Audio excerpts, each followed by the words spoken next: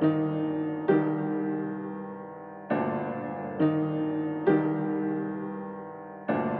are you?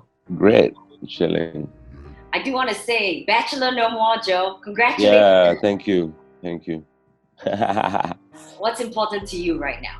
It just strengthened my beliefs and like reinforced what I've always believed in, like family, passion for work, You know, kind the of one like. thing that got me through COVID so far has been Mhm. comfort food. I don't know about you. Yo, I got fat. I'm not gonna lie. Me too. Lilbert told me your mom's laksa is like epic. Yeah, my mom makes like the best laksa joe. This is okay. Then I'm gonna tell you a little. I'll give you a little scoop. So if you're in the food industry, Yeah. you can go out and drive. I have a friend who's in the restaurant business, right? And he's like, "Yo, if you in the food business, Mm. you can get a letter and you can drive out and deliver food." I asked my mom, like, "Oh, yo, can you make some laksa joho for my friends?" I just wanted to leave the house, so I was like, "Yo, I got this letter, I got this food. I'm gonna go out and send food." Up to a point where the vice president of my label, Yanis Merkan, called me and she was like, "Yo, what are you doing delivering food?" So I did it for like the first 3 days. But then it kind of like snowballed, and yeah, we were sold out every day. Yeah, so it's good. Can we do this? Can you send to Singapore? Dude, Yeah, I'm sure it's gonna be get me amazing. that letter so I can drive in. I really like what you said about Kwasa. First of all, Mm, congratulations on it. It's thank you. amazing. I love the video. I Thank love you. the message that you're sending across as well. But something you said about Kwasa is that you wanted to write that song because you felt that people said that you're not the type of rapper that writes like that. So I finished writing it on the 28th of April, 2018. It was in the midst of the general elections. It was vicious elections. This Mm, last one, I wouldn't say I was affected by it, but it kind of like set the tone for me to start writing the song, right?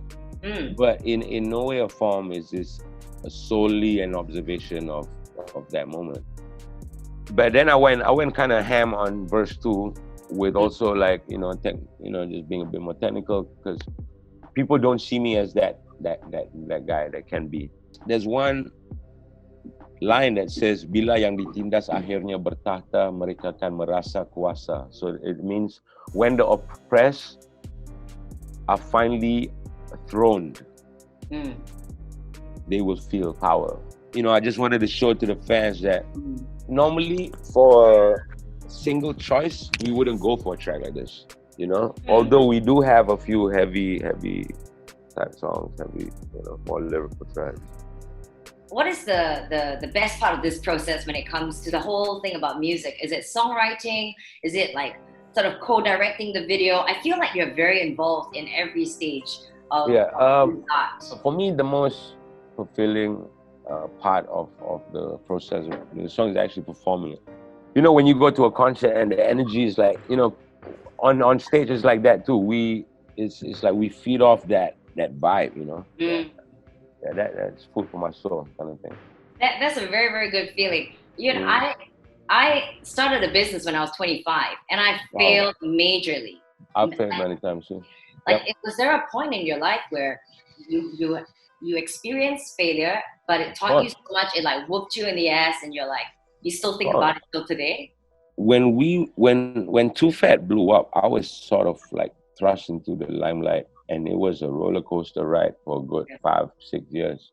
When it ended, that's when I realized, like, oh snap, I only had Too Fat, right? I was a big party goer, right? I was a party animal, right? And I saw an empty club, Mm.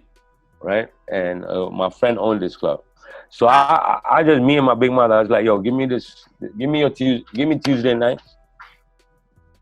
I make you 25 grand. If I make anything less, you don't have to pay me. But if I make you more, this is how much. These are the splits. Mm.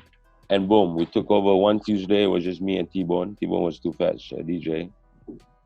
And next thing you know, I was one of the biggest club promoters in KL. Yeah, but having said that, like, even when we were okay, we've had a few ventures that didn't pan out. Like, we had, me and my business partners, we had a magazine called Gumball 3000.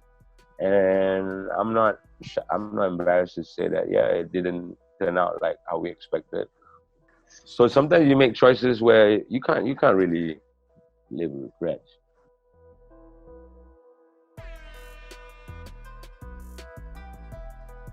I read somewhere that you set up your own record label because you wanted to own your masters, right? At first, it was like anything Jay-Z did, like I wanted to emulate. Honestly, when I started my label, I didn't know anything about running. I just knew that I wanted to be free. Yep. And I wanted to create a home for an artist to know that they're secure. You know what I mean? Like I didn't want to operate like like the major labels did, or how I was handled. But it was more about like being the master of my own destiny. I know you spoke about how part of this is your legacy. Yeah. So I know how I want to be remembered by. What's your legacy you hope to leave behind? Honestly, I just want to be remembered as a cool cat. You know what I mean? Like if people be like, "Oh, Joe, yeah, man, he was cool, man. Yo, he was mad cool." That's it. I'm good. I don't need to be like, "Oh yeah, he did this, he won that, he won this."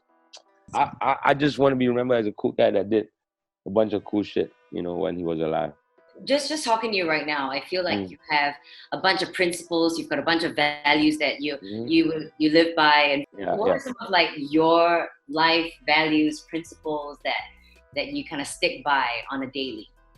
I'm a dreamer, like I'll be like, yo, I want to do this, and I would just like sit down like 3 hours and I'll come back like, yo, I want to start a football league for schools in my district or in Subang, and like, and next thing you know, I got a whole like, yo, I got to talk to 4 headmasters because I'm gonna get these 4 schools on board, and I'm gonna talk to you.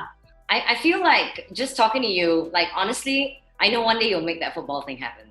Yeah, maybe. Yeah, I want it already. It's like a little league for like, it's cool. It's got a whole scholarship program, all that. So one day. Yeah, for sure. I gotta tell you, obviously, Joe, you're a proud Malaysian. Actually, some part of me is actually Malaysian. My dad is from KL and my mom is from East Malaysia. How would you say would be a great way to rediscover my inner Malaysian, if you may? It's crazy you say that, because in my safe of ideas, I got this one idea for a TV show. The concept was rediscovering your roots. Well, you let me know when you want this pilot to go on. I'm ready. Yeah, you could be our test subject. You could be I'll be a test subject any day. The talent for episode 1. I'm down. Cool. I'm down whenever you are. Once the borders are open, come through.